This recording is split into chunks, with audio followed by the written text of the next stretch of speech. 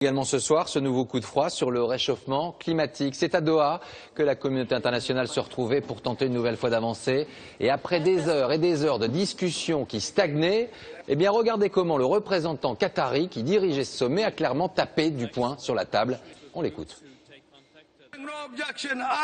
Sans écouter les objections de chacun, je décide moi-même et je propose que la conférence adopte l'ensemble des propositions sur le climat. Et tout ça ne sera pas adopté, un compromis à minima, un sommet de plus pour fixer un nouveau rendez-vous, cap sur 2015, reculer pour mieux sauter ou pas. Qu'en pense le nouvel envoyé spécial du président de la République pour la planète? Bonsoir Nicolas Hulot, merci d'être avec nous. Bonsoir. Sincèrement, les grands de ce monde n'ont toujours pas compris l'urgence de la situation. Excusez-moi peut-être cette familiarité, mais est-ce que les grandes puissances de ce monde ne s'en foutent pas un peu du réchauffement climatique? Alors, la question c'est est-ce qu'il y a que vous aurez observé qu'on ne descend pas beaucoup dans la rue pour défendre la planète. Je pense qu'on est dans une situation un peu paradoxale, c'est que on sait maintenant, parce que c'est un fait scientifique avéré, que les changements climatiques, la Banque mondiale vient de nous le rappeler, sont la pire menace qui pèse sur l'humanité plurielle, que l'on soit au nord, au sud, à l'est ou à l'ouest. Et curieusement, on n'y croit pas. Il y a une forme de... On est tétanisé ou on est abdiqué, je ne sais pas. C'est très paradoxal parce qu'on a une lecture très claire des événements. On peut non pas les empêcher parce que la crise climatique est partie, mais on peut l'atténuer, faire en sorte en tout cas qu'elle soit à la portée de l'humanité et qu'elle occasionne des souffrances minimales. Et là, il y a une forme de renoncement. C'est assez désespérant. C'est pas étonnant ce qui s'est passé à Doha. On s'y attendait.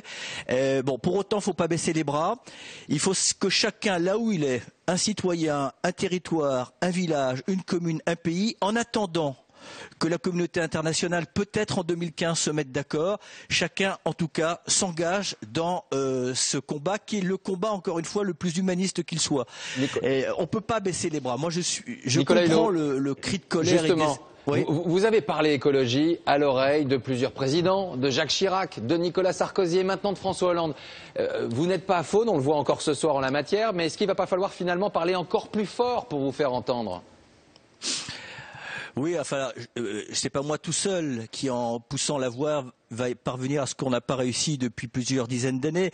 Mais il faudrait qu'on ne, pose pas ces sujets sur la table simplement d'une manière épisodique au moment de ces sommets. On voit bien la limite de ces sommets. Il faudrait qu'à chaque G8, chaque G20 et en permanence aux Nations Unies, les États dialoguent. Il faut que les chefs d'État viennent au début de ces sommets.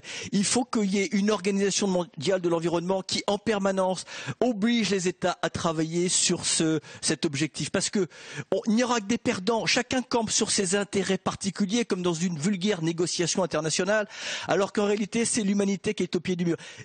J'avoue que c'est un peu désespérant et c'est le moins qu'on puisse dire. D'autant plus qu'il y a des solutions. On dit oui, mais la crise économique, j'entends bien, vous parliez tout à l'heure de la précarité énergétique. La crise écologique, elle est déjà là, elle occasionne des souffrances.